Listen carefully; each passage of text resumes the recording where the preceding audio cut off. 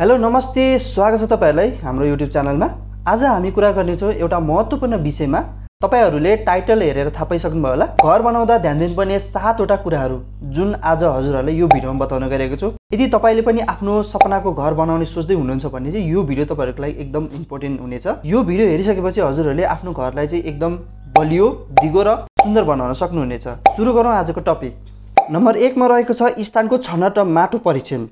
सर्वप्रथम तपाईहरुले आफ्नो घर बनाउने स्थानको राम्रोसँग छनौट गर्नुपर्ने हुन्छ।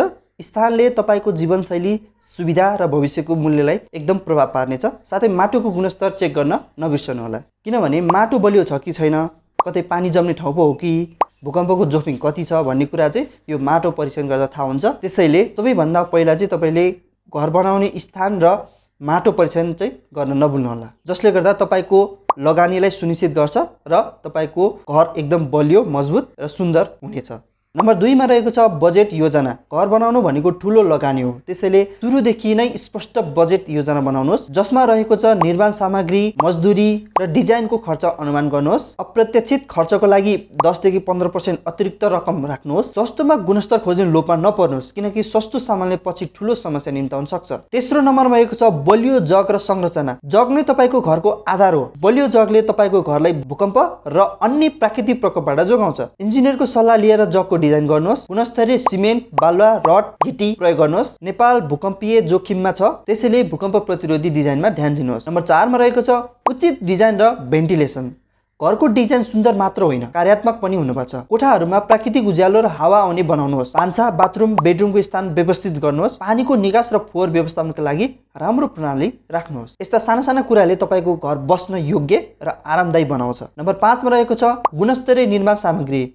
निर्माण सामग्रीको बारेमा मैले पहिला पनि भिडियो बनाइसकेको छु, तपाईहरुले आई बटनमा हेर्न सक्नुहुन्छ। सधैँ ब्रान्डेड र प्रमाणित सामग्री प्रयोग गर्नुहोस्। सिमेन्ट, रड, इट्टा, रङको गुणस्तर जाँच गर्नुहोस्। स्थानीय बजारमा उपलब्ध हुने सम्पूर्ण सामग्रीको जानकारी लिनुहोस्। यदि सम्भव छ भने ऊर्जा बचत गर्ने सामग्रीहरू प्रयोग गर्नुहोस्।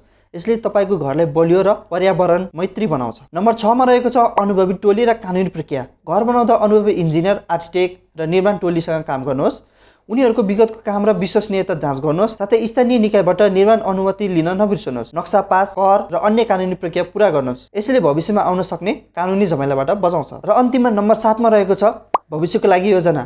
तपाईको घर आजको लागि मात्र होइन, भविष्यको लागि पनि तयार हुनुपर्छ। परिवारको आकार बढ्ने सम्भावनालाई ध्यान दिनुहोस्। सौर्य ऊर्जा, पानी सङ्कलन प्रणाली जस्ता दिगो प्रविधिहरू प्रयोग गर्नुहोस्। स्मार्ट होम टेक्नोलोजीको तयारी गर्नुहोस्। यस्ता कुराले तपाईको घरलाई आधुनिक र दीर्घकालीन बनाउँछ। यी 7 वटा कुराहरूलाई हजुरहरूले ध्यानमा राखेर आफ्नो घर बनाउन सक्नुहुनेछ, जुन एकदम बलियो, सुन्दर र दिगो हुनेछ।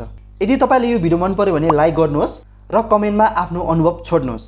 साथै यो च्यानललाई सब्स्क्राइब गर्न नभुल्नुहोस् र सँगै रहेको बेल आइकन पनि थिचिदिनु होला, ताकि तपाईहरुले अर्को नेक्स्ट भिडियो सजिलैसँग पाउन सक्नुहुन्छ। हस्त, धन्यवाद। जय नेपाल।